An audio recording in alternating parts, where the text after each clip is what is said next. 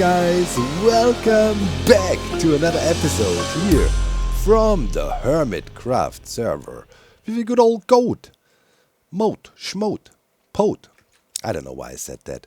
Sometimes, you do intros so many times over the years, eventually you run out of things to say.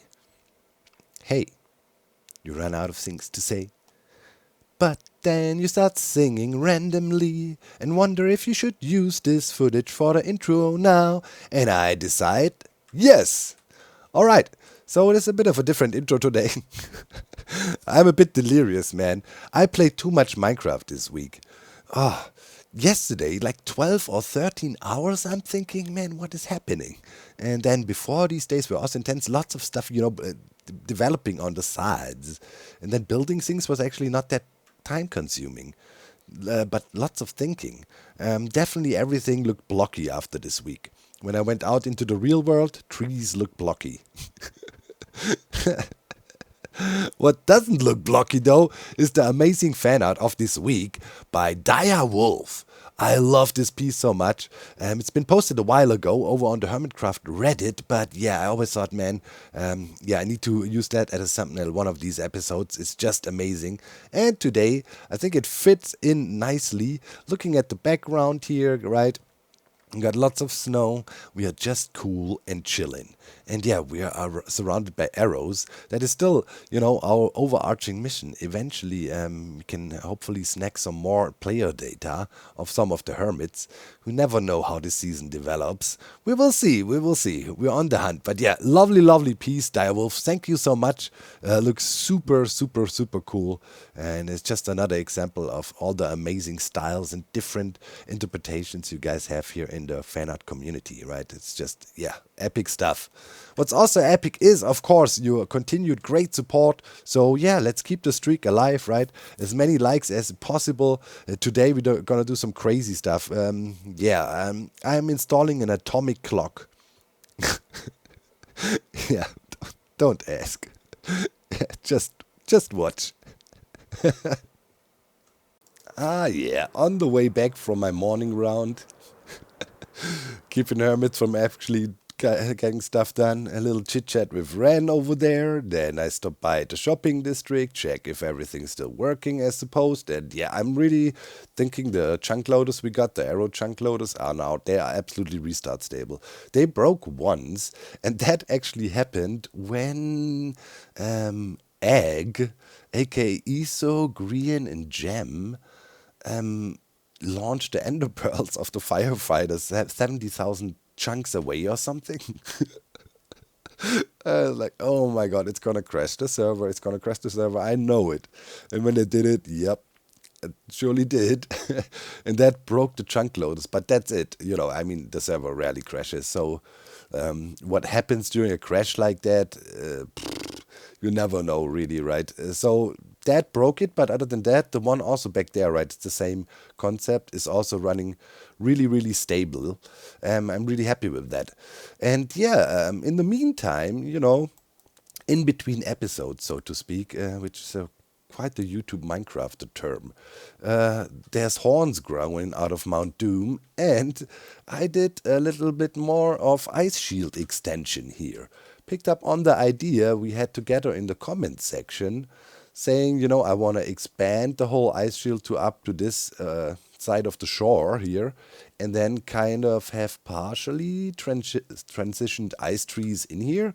And I think we achieved that nicely. I'm also starting, with more detailing here, with more snow layers being on the shore, because if you think about a shoreline of a lake, right, there's often a bit of a snow cover on the sides, and in many, many cases, even the whole place is covered with snow. So I might start introducing a bunch of patches of snow here. And then also, next evolution will be kind of a ice break-off area out here, where we have kind of, broken up ice and then small ice shells kind of, drifting on the outside here also. right? So it's not this straight line, obviously, just cut off here. But you know, it's a process. We're doing it step by step and slowly evolving it.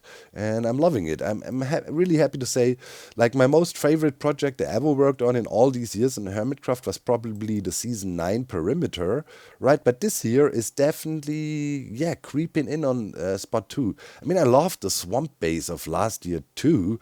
You know, the swamp base was such a different beast. It was just this crazy looking redstone thing sitting there, and it looked completely mental. It had no shell, and it was just like I'm exposing the inside of my brain or something. So I like that too. So yeah, but here we are a bit more artsy, and over the past weeks I also worked a lot with Jeromus on building our tower that will sit on here, and I'm telling you, it's come together great. I think in 1 or 2 weeks maybe we can start building that, or begin the big tower project here. I'm looking forward to that too, and it's going to be mostly a decorative build, right? I always follow this motto: form follows function. Things need to have a function first, and then I make it look cool. But you know, this time I also want to build kind of a bit of a mega base structure that is mostly just looking cool. It doesn't necessarily have a function in each and every section of it. So yeah, but here you can see right here, this tree is about to be transformed. It's partially taken over by the ice here, some of the birch trees too, and this one is just freezing up from the stem, you know, like a almost like a instant blizzard froze them in time. And I'm thinking it's starting to look cool. Bit of transitioning here as well, with a bit of snow layers here. The ice is a bit frozen over. All the small details count. And yeah, I'm starting to like this area a little bit. Might have to work a little bit more with snow patches here. It looks a bit arbitrary and random right now. Might add a few more here to make it a bit more, you know, flowy. I just wanted to get a feel for it, and I'm thinking I'm going with that a bit, breaking up the shorelines a little bit with these ice patches there. Thinking that's looking pretty cool.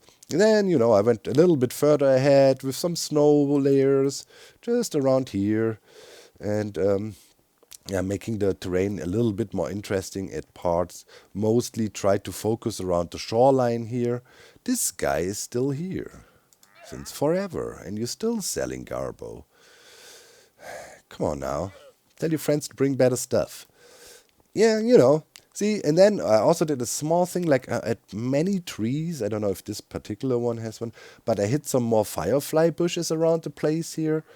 With, you know, I don't want to go too insane with the particles. Particles can always be a bit iffy, but there is definitely a bunch of firefly bushes hidden under some of these trees to maybe kick in a little bit. Yeah, like I'm literally like, are these trees not having? I know I put a bunch over there. I put a bunch in the back there. Like this tree for sure. I know I put some already. Right? Let's stay here a little bit and stomp in the snow and see if it somehow. Like I'm pretty sure I had some particles here. In this particular case, there we go. All right. Yeah, it's hidden here. Wait, I need to test my brain. Yes. Okay. Cool. Good. Photographic memory still works partially. All right, so yeah, little bit of progress there, and I'm liking it. And yeah, we need to continue. And one thing I want to add throughout the pretty vast whiteness here we have, right? We started to introduce one of the design elements already over here at the start statue, pretty early on, like these stone hives or little stone collections or little thingies I want to have around. As well, so I'm gonna spread a few around. Maybe that's a good job for one of the streams on the weekend. That would be nice. Do a bit of stoning around, and then yeah, I think that should look decent. Then and then we are still debating if we introduce a third element as a main design feature aside of trees and a bit of rock formations and so on. Maybe another magical element with spikes or something animated also coming out of the grounds. Maybe a different color still. We'll see. I love the process at the moment to slowly developing this thing. And yeah, one thing that really fits with that theme, I have to say, is a little discovery, quote unquote, I made. So, yeah, we have our storage room here, right? And here we have our bulk. bulk storage, where stuff where we have a lot of it, for example, I don't know, slime and stuff like that. And slowly but surely we're also building up a bunch of dried kelp for our furnaces and so on. And yeah, there is different ways to approach this and handle it. Right here I can grab a whole shulker box of things if I need a lot. Then I can click up there and then I can grab stacks out. But I thought we have the shelves there already, right? And these shelves have this function that you can pick out like a single stack, or maybe here then up to 3 if it's all filled. And that's super convenient and quick, right? You say you just need a little bit of, let's say, a block of slime or so, you just come here and then it would refill. That would be nice. And turns out the way this thing is actually laid out, yeah, you see it, right? We put powdered snow here, and the powdered snow that is there is only for cosmetics. So let me quickly get some buckets and some hopper here, so I can show you what the plan is. But I think it's pretty slick that it just played out like that in this storage design. Oh man, I like the powdered snow in here. So whimsical. But we can literally do that, pick up the powdered snow, and now if we take a hopper, right, and point it into the shelf like this, it doesn't interfere with the system at all, but it would take from the storage up here and just pump into the shelf and always hold 3 stacks of items there. And then if you want to grab something real quick, we just click on it and we got it, right? I mean, yeah, empty hand so you don't switch out, but that's really practical for speeding things up a little bit, especially if you need to collect a bunch of blocks. Of course, it wouldn't work here, right, because we have like mixed stuff in here and so on. Theoretically, maybe, but practically here for the bulk, it'll work fine. And the downside, quote unquote, or the only change that comes from the look is that, of course, all 3 slots will be filled. It will fill it from left to right, and that's it. But I think that's really cool, and I'm going to do that now. Replace all the powdered snow here, and grab that, and yeah, put hoppers in, because it's actually making sense. And it still will look cool. I mean, yeah. Still looks fine. Looks a bit cleaner with the snow, but the added functionality is definitely worth it. Oh yeah. All the shelves connected. Kind of cool. Yep. And it works nicely here. Blends in perfectly. It's a nice add-on, oops, to the storage system here. And yeah, it's definitely useful, especially for small stuff like, let's say, food or so, right? Or you want to grab a bit of a stack of an ender pearl or so. Yeah. Or bone meal. I used it already for some things. It works. It's not just gimmicky. It's actually useful. It's just, yes, you might say, okay, you can open the shulker box and blah. But, to quickly run by, grab a stack of slime, and then you pack your stuff together or so for your next project, which I was doing just now here. I gathered some materials. I finally want to tackle an essential project, which we should have done a bit earlier. Ice farm. Yeah, that's one of the projects we want to work on. Ice farming, there's different approach to it, and I guess I did a bit of research, right? We have our farm chunk back there with the concept of constant running, but having farms with not such insane yield rates, kind of. Right? Slow trickle, but constant. And especially when it comes to amethyst, for example, that worked like tremendously well. I am sitting on at least 20 or more shulker boxes with amethyst shard, and I'm definitely gonna try to open up a shop maybe for the tinted glass. I think that would be something people would need, and everybody struggles with farming these amethyst buds, right? Or amethyst. I transferred most of it over into the storage room now, but that just passively running on the side like that really is supplying me so nicely for the whole season. And same thing with the kelp factory here. I just cleared it out this morning. There was again a shulker box pretty much in there, produced over the last 1.5 days or so, right? So it's just chill, running on the side, doing its thing. And yes, my cactus project, it's almost, the double chest is almost full with the single cactus that sometimes pops off here. I mean, it's lossless, so every single cactus that ever popped off here was harvested. It's like a long-term clock or something. But yeah, so now with the ice farm, right, there's also two approaches again. You build something big, very big, that freezes over behind you, and then you fly through high speed harvesting a giant area, but you always make sure it freezes after you so you can keep going, right? Or smaller, but go over time and then just wait until a decent amount of ice is built up, and then you go in for a very satisfying harvesting job. And yeah, with the good experiences of chunk loading everything this season, I think that is the approach we went for. So yeah, we hooked up a little ice farm design using some fun concepts, and yeah, start building it here. And then, starting with that, we will also start our global farm control network. Let's see if I can already start it. The prototyping is done. We just need to stitch it together. Maybe I fit it a little bit into the episode, or not. We will see. We will see how the week develops. But you know, if you have AFK farms or farms that are running chunk loaded, and there's only one issue that put such farms at danger, and that is the server restart, right? If you have flying machines or something involved, and we will have some flying machines here in the ice farm too, or over at the farm chunk, right, our kelp farm and so on. Here and there I have to go. When the flying machine is in a not so good position, it might break after server restart, right? So we want to have a system that sends a global signal, so to speak, an atomic clock that sends global time notifications out all over the server wirelessly, and I can receive that at my farms. And then when the server restart is imminent, we send a signal out and shut the farms down, waiting until the server comes back alive, and making sure our flying machines and things can never break at the farms. It sounds also like a cool project to do. You know, wireless tech, oh my god, there was advancements. I'm just saying.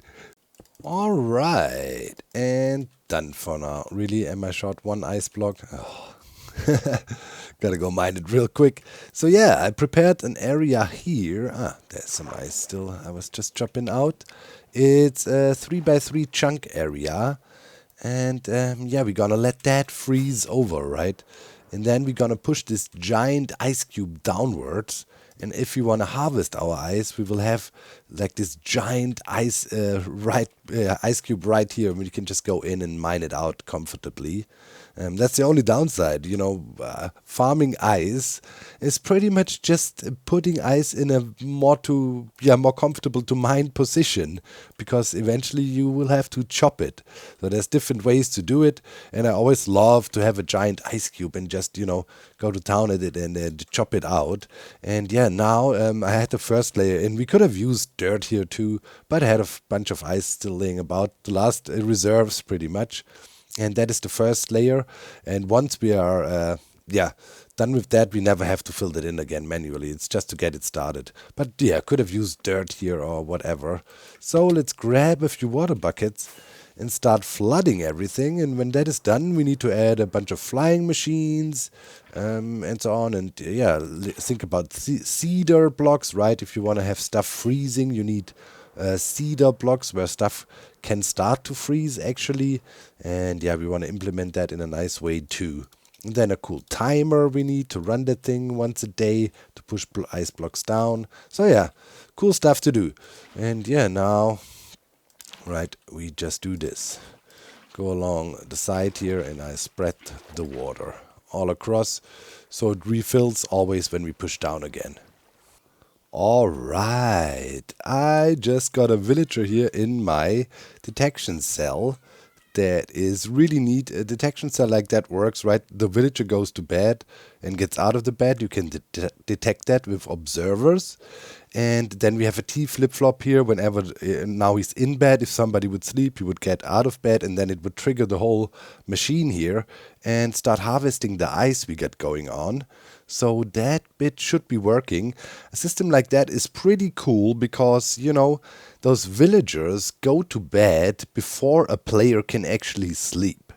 So this way we guarantee, no matter what, even in Hermit skipping the night and doing things, that once a day this thing will run, right? And now, yeah, somebody's sleeping through the night. I think it's Beef. And that should actually trigger the whole dealio. Yeah, it did. Okay. I just don't have the redstone connected, but I wanted to see if it would trigger, and it sure did. So, wait, let me quickly do this. And technically, if we place the redstone back now, we should see this flying machine over there taking off. So I'm aiming here to be able to place it. So yeah, here you see it, right? A little bit froze over here in the corner because I placed a block. But other than that, it's still clear. And then this would be completely frozen now. We will put in seeder blocks. Don't worry, we need seeding blocks so it actually freezes over. But then this thing would trigger, yes. And the flying machines would take off, just go by and push all the ice that is in here down a layer. Yep, should be happening over there now. Yep, you can see that. Boom. And so over time, right, we will fill this giant ice cube out below the machine here. And then we will have different layers where we can simply go through and mine away. So yeah, now the flying machine waits on this side, right? And when the next day-night cycle comes in, we pretty much would trigger the other side. Both sides get triggered at the same time, but, you know, flying machine is only here. So, yeah. Whoop. And now it's taking off again. Yep. Cool. Going through again. All right. And water surface is obviously reforming, right? We have source blocks all the way here in these stairs. So we make sure we always get a nice ice surface to freeze over. So now the freezing, right? Freezing always needs seeder blocks. Blocks that are in the water that's supposed to freeze.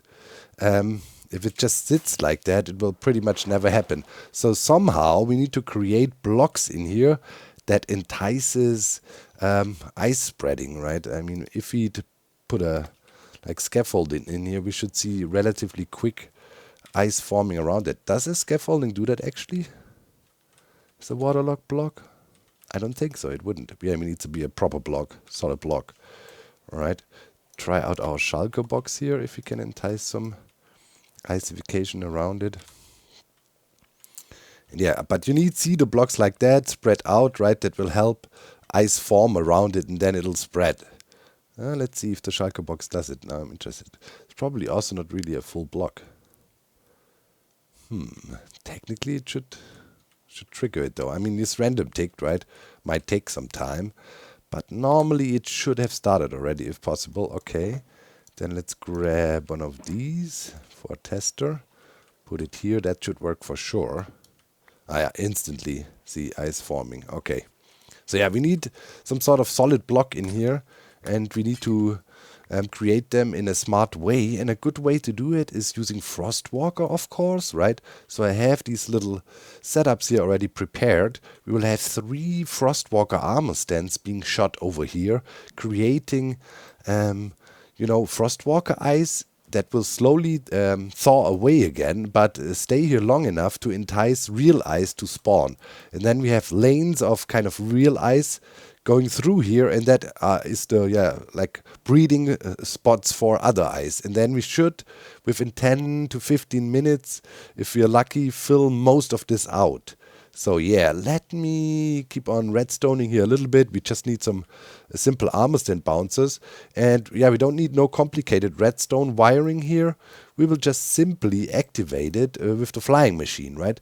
When the flying machine comes by, boom, we just trigger here our seeders. And that will happen by this observer, right? It's already sitting here facing down, and it will roll over here and send a pulse through, and then with a little bit of delay, boom, we send an armor stand over there with Frostwalker. Alright, so yeah, let me do some redstoning, and then we grab some armor stands, and I think I need to enchant me a Frostwalker guy, but that should be no problem.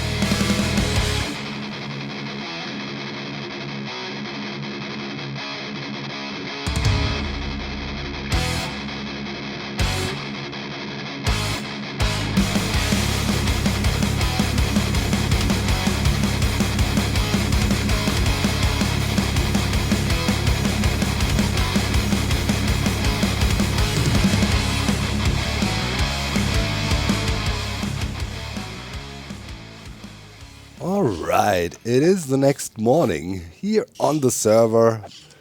Yeah, Ren just logged on. It's grinding, man. Ren was really busy. Like always on early and so on.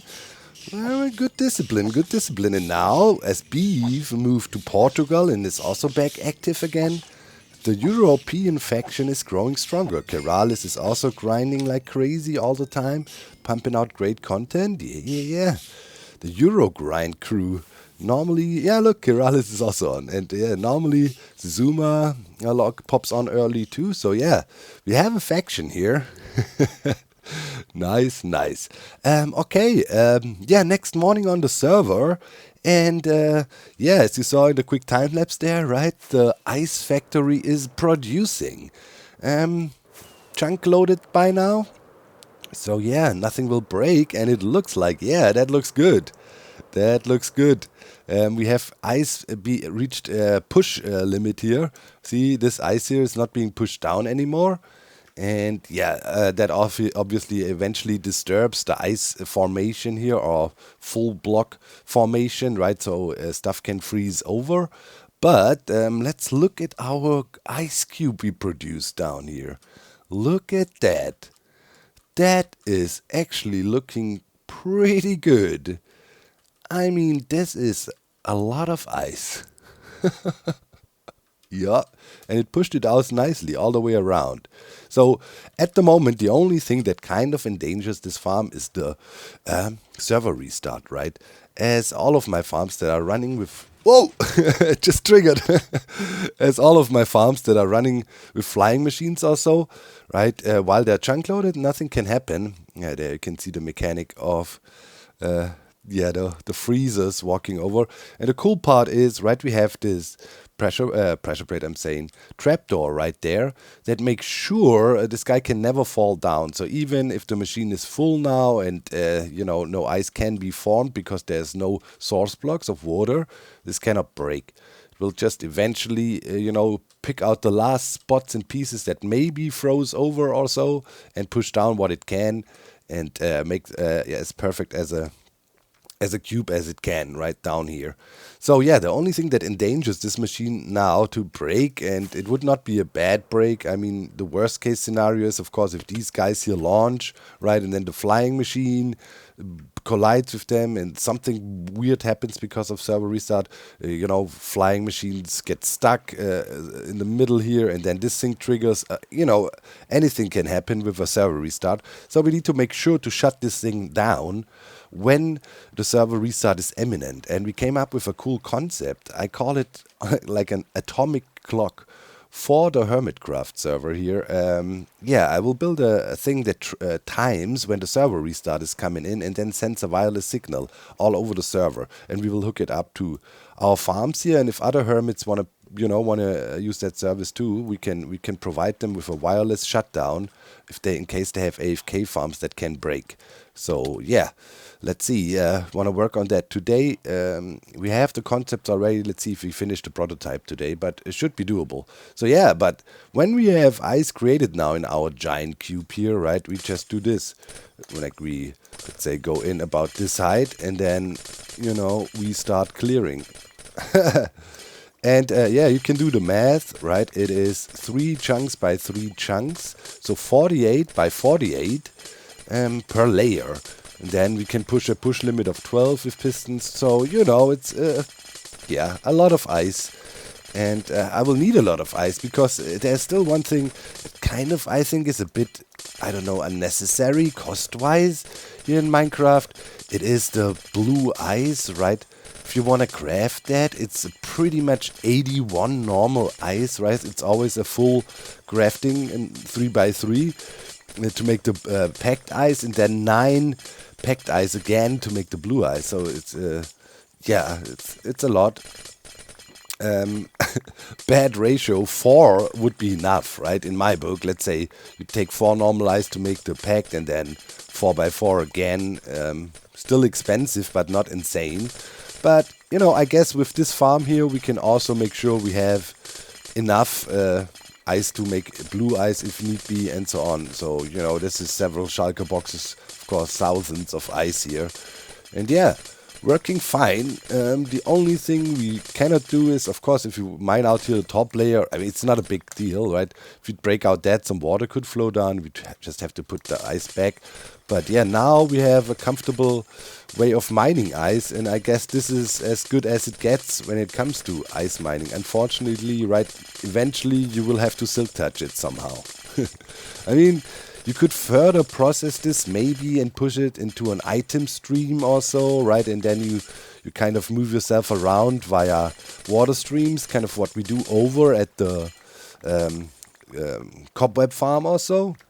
There's always different options, but I think this is pretty cool here and there. Whenever we need ice, we just come here and start mining from the top and yeah, mining it out. Probably the whole farm needs a global off switch as well, though. When I'm in here mining now, thinking about it, because now in case it would trigger, right, it would push ice on top of us and squeeze us in here with more ice, because it takes quite some time to mine out full layers here. So yeah, we definitely would want to install a global off switch in case we want to clear everything here. But yeah, this is how this whole dealio will work, and I'm thinking this is pretty cool. So yeah, for now, let me quickly knock out some redstone here on the sides. That should do the trick to disable the farm for now, so it doesn't trigger while we're here. That could cause some problems, right? But other than that, yeah, we can simply do that by doing this and that. And then the sleep villager sleep detector will not send signals and we'll be fine. All right, coolio. Yeah, I will not go get these redstone now. I'll grab them later. All right, I'll mine a bit of ice here. Let's see how far I can get with one of my fully repaired pickaxes here. Obviously, to instant mine ice, we don't need like such a highly upgraded pickaxe. So maybe I make myself a bunch of diamond pickaxes here, you know, with mending and a bit of mining power. Here we have, like, of course, efficiency 5. I need to test, but I think maybe efficiency 2 or 3 might be good enough already to instant mine ice like that.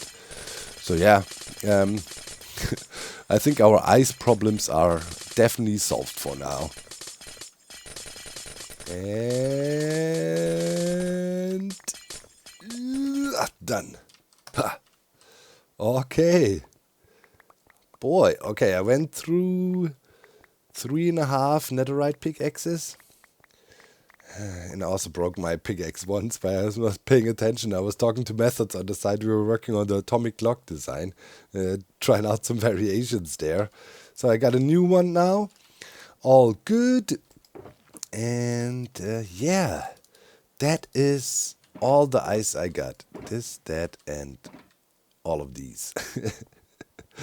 So that's all normal ice. And yeah, now let's see. Wait, how many shulker boxes in total? Let's grab those. Those are 5. And then, what is these?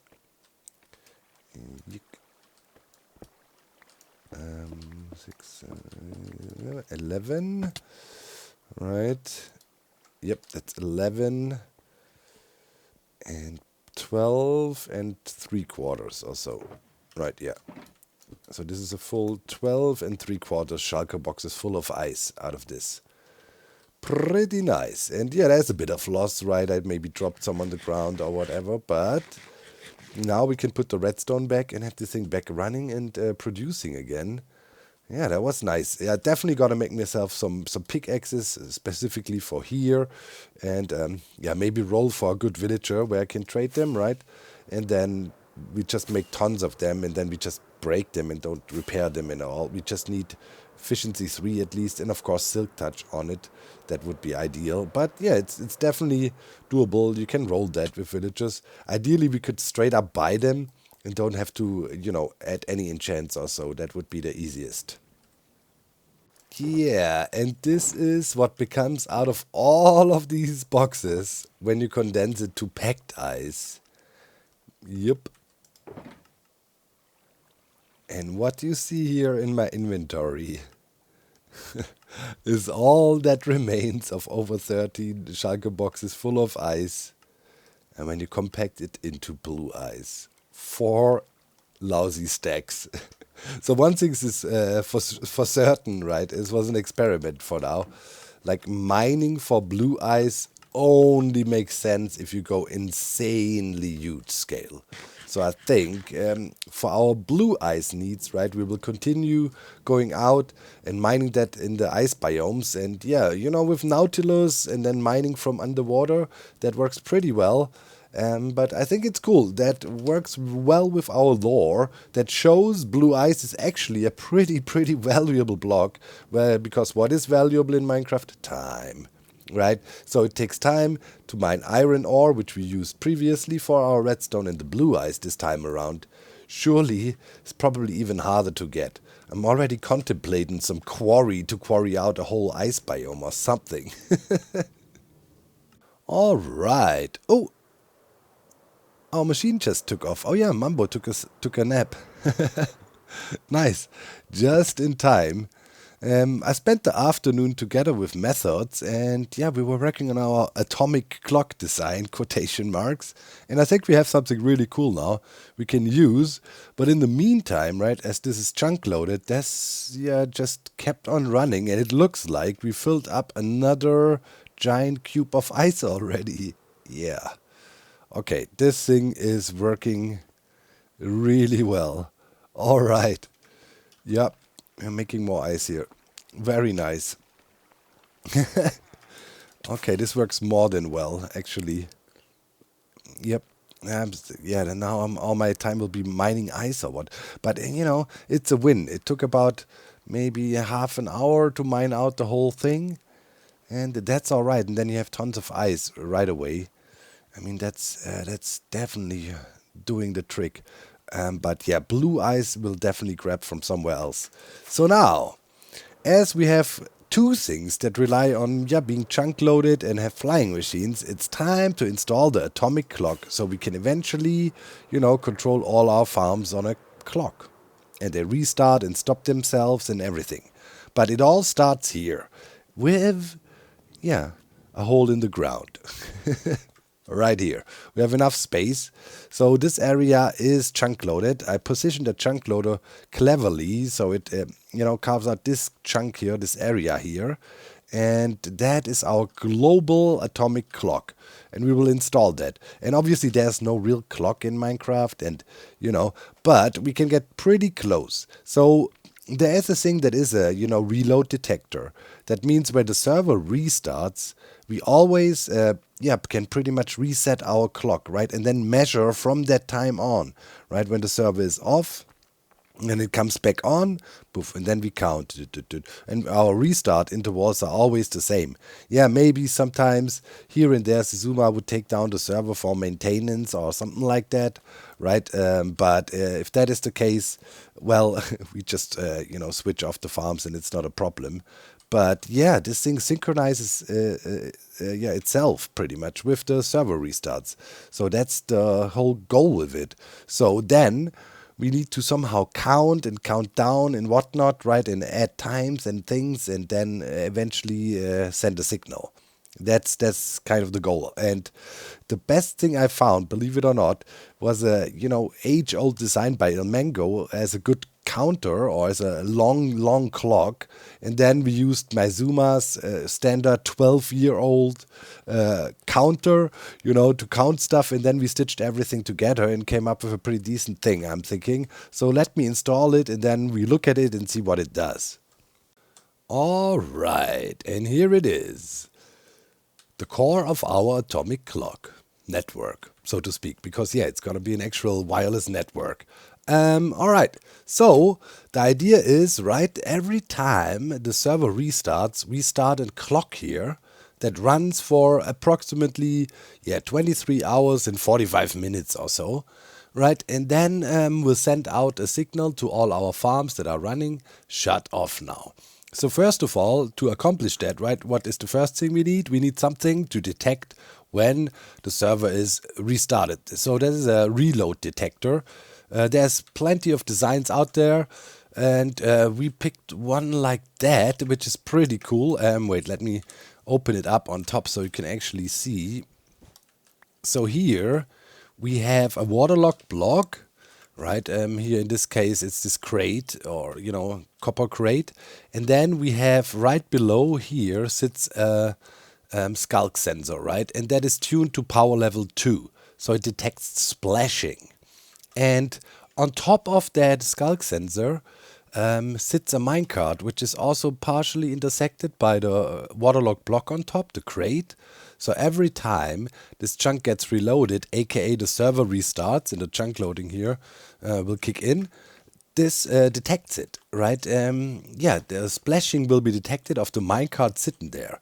And then we send a signal out that triggers our first component in our atomic clock. We need to count down like 23 hours and 45 minutes or something like that, right? So here we use a very old design by Ilmango. This is a super long clock. I will link it in the video description if you want to have detailed explanation. But just know we have this dropper here completely filled. That means it takes exactly 62 minutes for this thing to completely run through. And every time this runs through, we get this observer pushing down and it goes into here. And that is Maizuma's old school 12-year-old self-resetting counter. And here we have exactly 24 packed ice in there. Well, when we switch on the design, it sends out one pulse, so one of the 24 gets counted, and then we have 23 hours and a little bit left. And in the end, with the 62 minutes runtime, this adds up to 23 minutes, 23 hours 45 close, right? So what happens here is, after this thing has counted through to 23, right, or 24.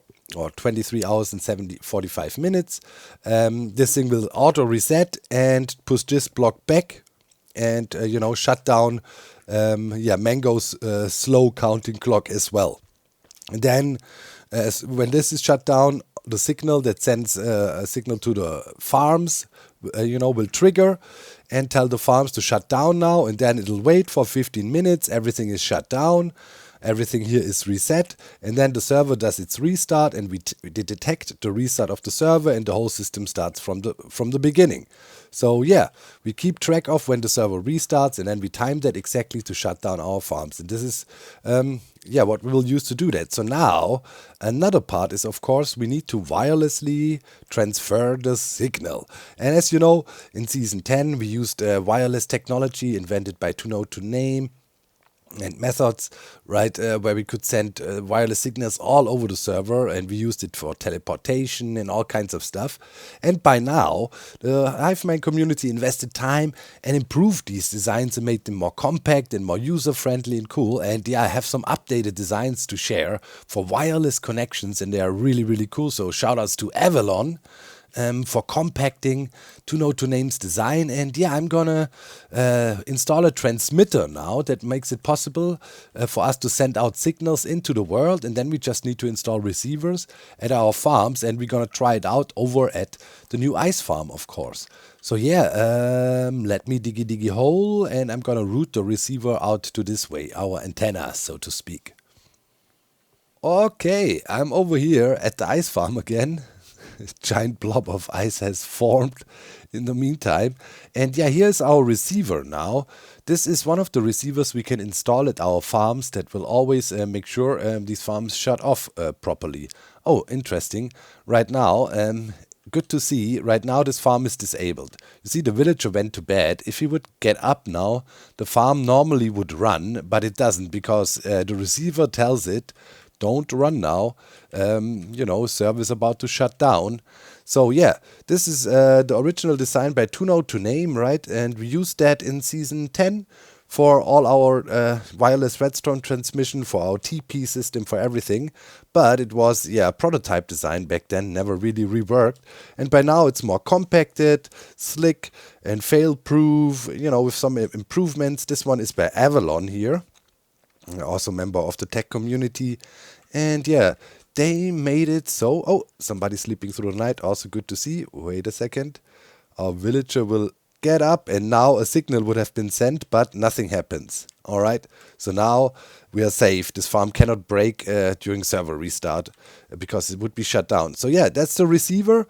We have our frequencies set up here, so you can send on many different frequencies, and the frequencies are determined by the setting of the repeaters up here, right? So you look at the sequence, base setting, 3, base setting, and then 1. So we have 1, 0, or 1030 here as code, and these two repeater lines have to have the same frequency. So this repeater is the same, this, and this. Those 4 repeaters are the deciding ones. So yeah, we have a frequency set here, and now we want to turn on this receiver and make it so it is ready to receive something. So what would happen is the server would restart, and here we have another server restart detector or a chunk reload detector, and that would just fire this piston, pushes this block over, and the receiver now is ready to receive, and yeah, wants to figure out, okay, should this farm run now or not? So now we can go back to our atomic clock, because the atomic clock is the deciding factor telling all our factories and machines and farms that they should run now, yes or no. And obviously now they should run because, yeah, there's no server restart anywhere close. So let me grab some food here. Then we go to our atomic clock over there, where I have installed a transmitter, right? An antenna, so to speak. So we wire out back here. And here, this is the transmitter, yeah, belonging to our setup, right? And here you can see the same frequency, 30.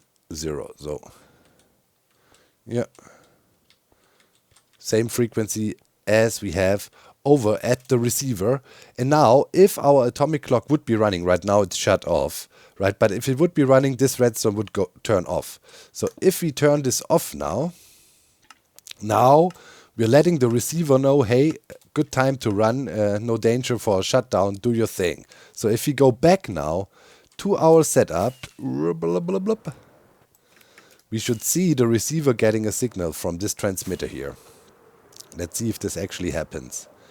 We're coming back here to the farm. So there's no wire obviously here, they're wirelessly connected. And yes, indeed. Look at that. See this observer pulsing? That means we're actually receiving a signal now. And it keeps this pulse lengthener on, and you can see now actually these blocks are pulled back. That means now if the villager does something, we actually transmit the signal and start the farm. So yeah, now we have the full loop. This thing is receiving and doing its thing. So now we can do a last test and actually see if this machine would shut down the farm now. So what do we need to test now? Well, now let's simulate the case. Our atomic clock tells that it's time to shut down, right? What would happen? Our transmitter would turn off.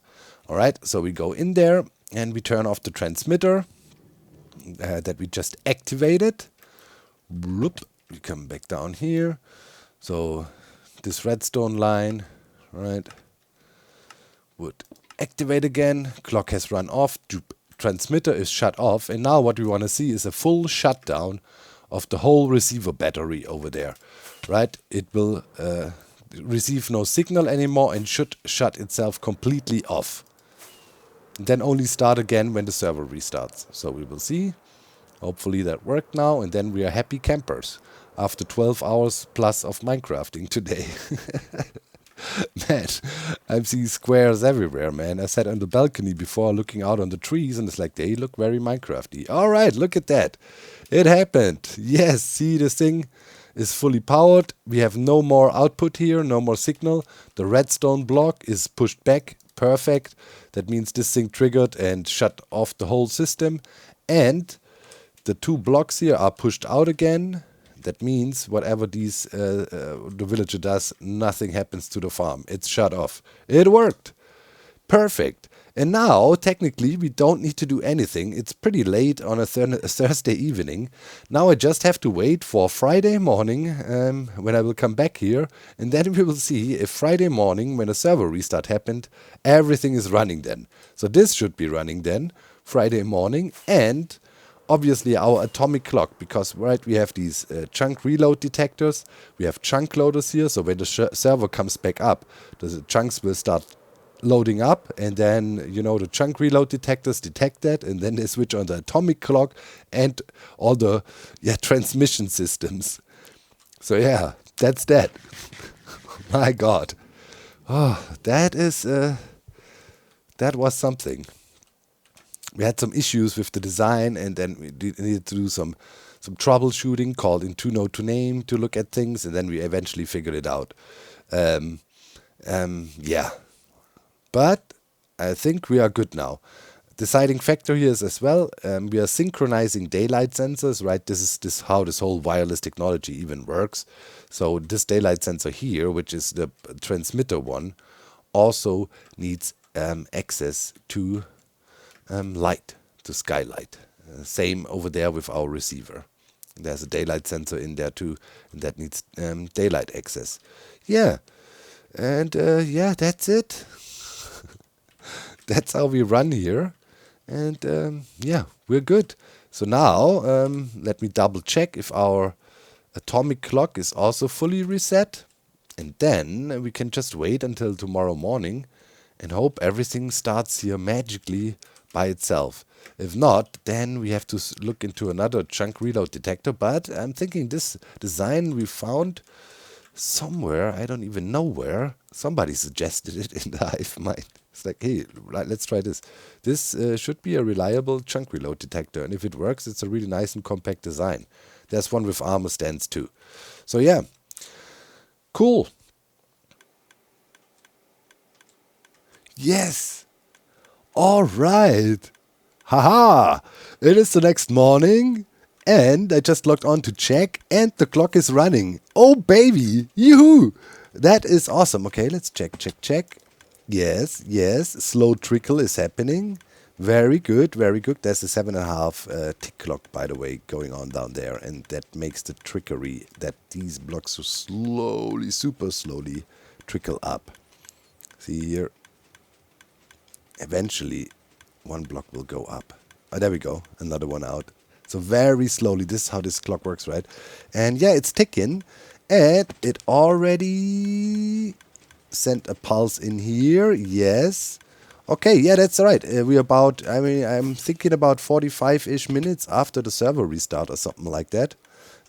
Yeah, that reflects, or a little bit longer maybe. Okay, so we're cool. So the atomic clock automatically restarted. That is very amazing. Oh my God, that makes me super happy. Haha. And now, what we want to see is, obviously, the deciding factor. Is our receiver doing work? And is it actually telling the farm that it should run? Yes, obviously, because we just arrived when it was triggering. Beef just slept. Let's see here. Yes.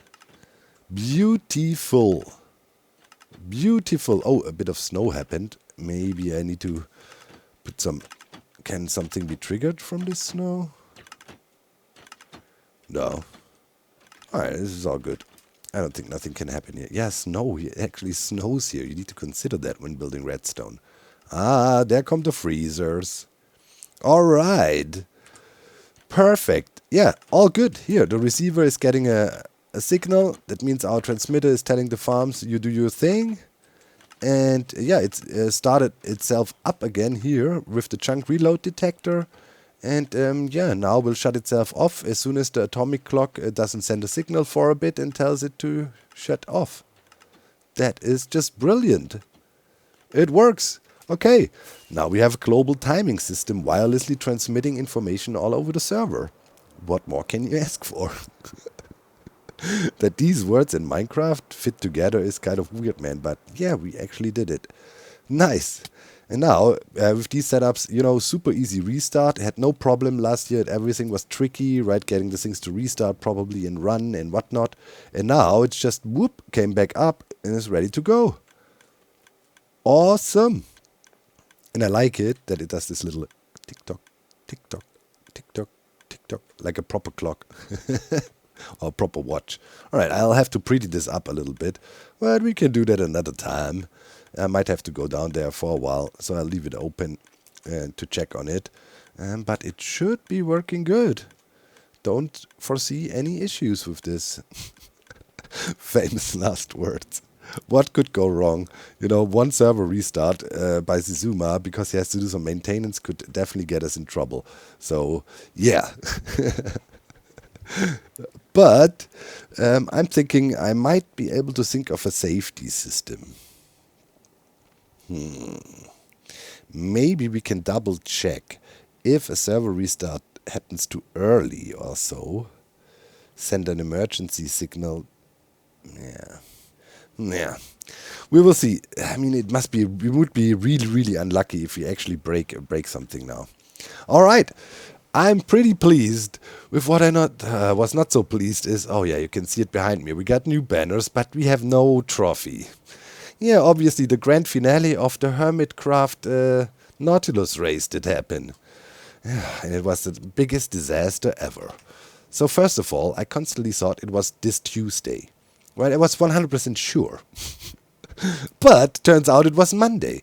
And Monday is my day where I don't look at my computer and where that's my only free day in the week where I, don't doom scroll all day long and stay away from the computer. So I had just brought Docky to bed, right? And then I think to myself, where is my food? So I go to check my emails if the food delivery sent something, and then glance on my Discord, what I normally don't do. I refuse to look on my Discord on Mondays, right? So I glance and then see what was going on in Hermitcraft Discord. Nautilus race in 5 minutes? It's like, crap! Oh, it's today. So I went on, and actually, yeah, it was. Hadn't had time to practice at all. Found out we can only use our normal Nautili. Was already stressing out because my voice was non-existent mostly. So race started. After the first corner, I got stuck. Everybody ran away. And then I looked over and I even realized I didn't even start my recording software. I mean, I pressed my start recording button, but the software was not running because it's Monday where I had everything shut down. It was not ready. So then I realized, okay, I'm going to be obliterated. I'm going to come in last anyway. So I finished the race. I'm not going to spoil who won, but we came in dead last. It was an absolute disaster. The worst race we've ever did in the whole racing thing. And then I've just had it. I could have asked if I get some replay mod footage of somebody, right, and then cut it together or what, but I was just done with it. I'm done. I learned my lesson. See, I told you, you don't want to be competitive in Minecraft. Minecraft for me is to relax. It's only setting yourself up for being annoyed. And yeah, that's exactly what happened. And that taught me also another important lesson. When the MCC is gonna happen, hell, I'm not gonna practice. I'm gonna go in blind so I can enjoy myself. So I have no expectations and, the only option is chaos and failure. I'm done with my competitive Minecrafting, man. Says me, with Decked Out 3 on the horizon and ESO also building a mini game that looked really competitive. At least we got some nice banners out of it. Hey, I guess the Olympic spirit is what counts here. Participation is fun. Ugh. Yeah, but big shout outs to Carp. He made this amazing event. Hopefully we get another chance to redeem ourselves. No! My racing career is over. I'm done with this. So yeah, big shout outs to Cup. That was an amazing event. And with that said, comment of the week. Ratziputz says, Doc being one of the kindest and most wholesome hermits, pouring out nothing but love for the community and his fellow hermits. And then also, Doc, my view kind is kind of loosely linked to the amount of war crimes per episode.